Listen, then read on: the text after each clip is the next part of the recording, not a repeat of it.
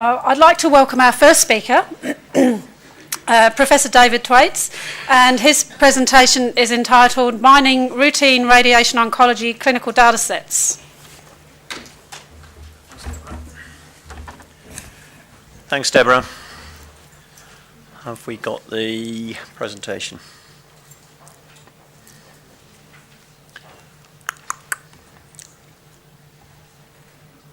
No.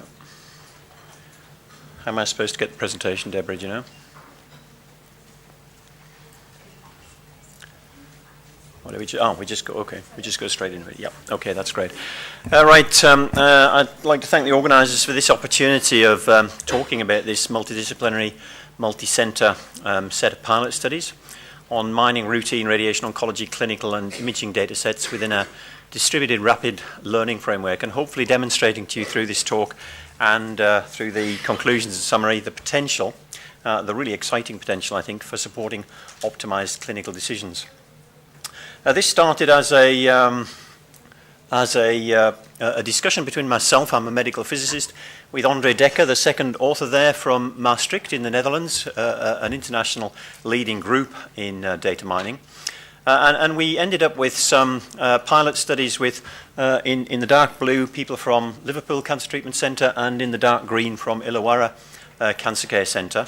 But this is, and I'm going to talk about some of those pilot studies, but this is widening out to a number of different centres already in New South Wales. So Westmead Nepean, Gosford, RPA Lifehouse, and North Coast Cancer Centre.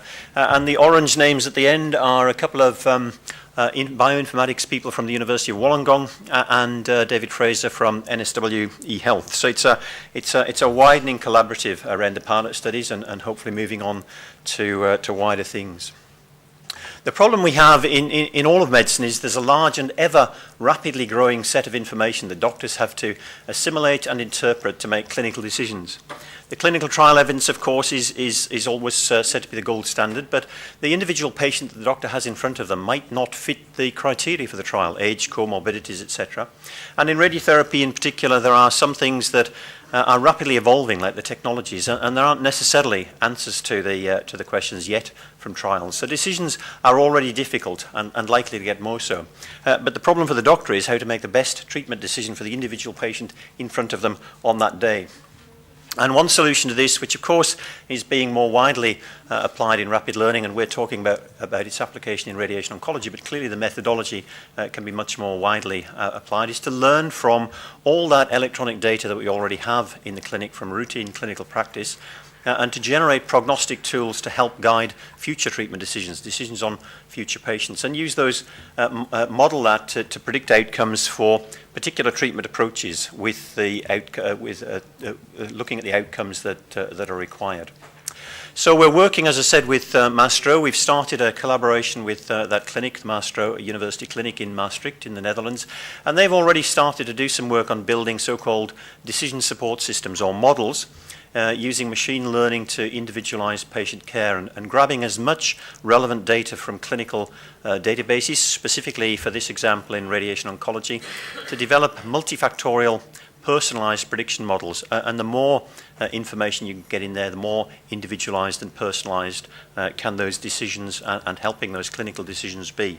And validating the learning, the model learning, against external data sets. So they're considering large numbers of patient, tumour and treatment parameters, and this list includes quite a few from radiation oncology, given our application. They're building models using those using parameters selected for correlation with outcomes, so informed by clinical information to look at those parameters. They're making no formal mechanistic a priori assumptions. They're letting the data speak for itself, but using that expertise to inform the direction of the data, and building in as large amounts of data as possible. And large is a relative term, as we'll see in a few moments. Linking data sets and models in different hospitals to increase the database, increase the numbers of patients in there, and hence the strength or the confidence in the model. Doing that by a distributed learning approach to link in multi-centres. And this approach is to bring the learning and the models to the data in each hospital, not take the data out of the hospital to the models. So the distributed learning approach gets around all the data privacy issues. The modeling's done in each hospital, then you take the model and the parameters out and you combine those and evolve the model as you build in more and more patient sets. That means that the learning application has to be distributed.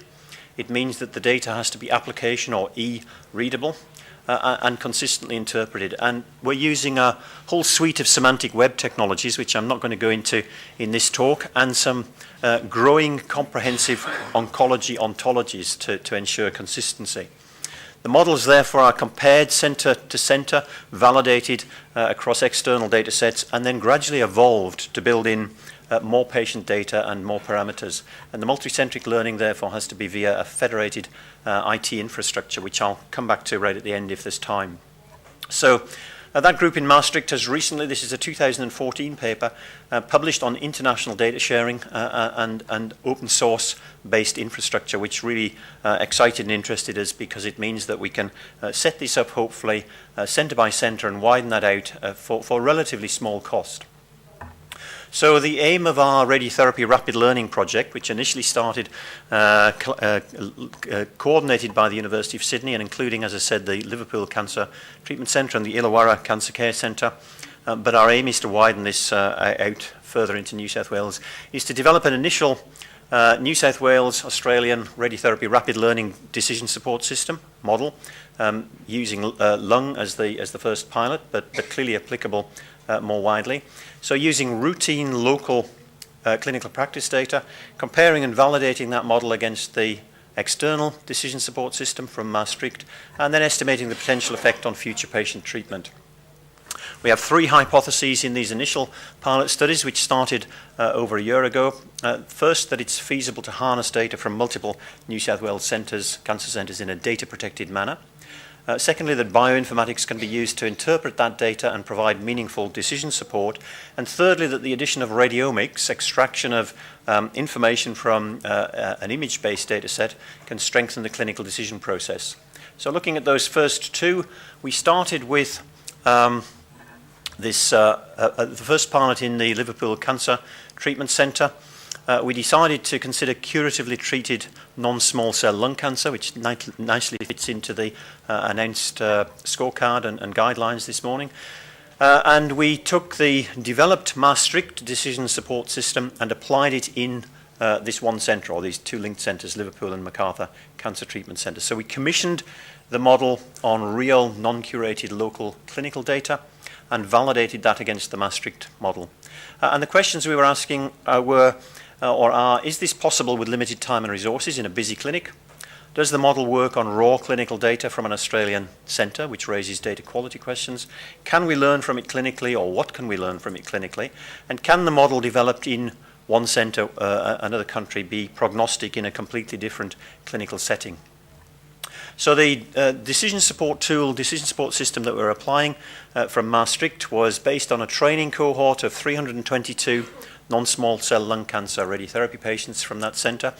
They had looked at data mining all potentially predictive clinical variables for survival in this pilot study, and we're excluding variables which were not predictive. The number of variables are relatively small: gender, performance status, lung function, positive lymph node, PET positive lymph node status and number of stations, and tumour burden or tumour volume. They'd come up with a nomogram which identified 3 risk groups, but clearly that whole thing in terms of the number of parameters is potentially expandable. We looked at the Liverpool data and extracted all lung cancer radiotherapy patients going back to 1995 from the electronic oncology record system and the radiotherapy planning system database. Inclusion criteria were stage 1 to 3B non-small cell lung cancer, a prescribed radiation dose of at least 45 Gray, so radical intent, and at least 1 fraction of radiotherapy administered, so the radiotherapy had started. No missing data was allowed for 2-year survival and tumour volume. Those were the most sensitive and vital parameters. But missing data was allowed for gender, performance status, lung function, and lymph node status. Nearly 4,000 patients were identified at the beginning, but of those, only 1,300 were stage 1 to 3B non-small cell lung cancer, and of those, only 419 were treated with more than 45 gray. I said that big data becomes relative when you start to look at the actual records. Out of those 419, 159 had complete data sets, so were eligible for inclusion in the curative modelled cohort, i.e. had full data available including tumour volume and 2-year survival.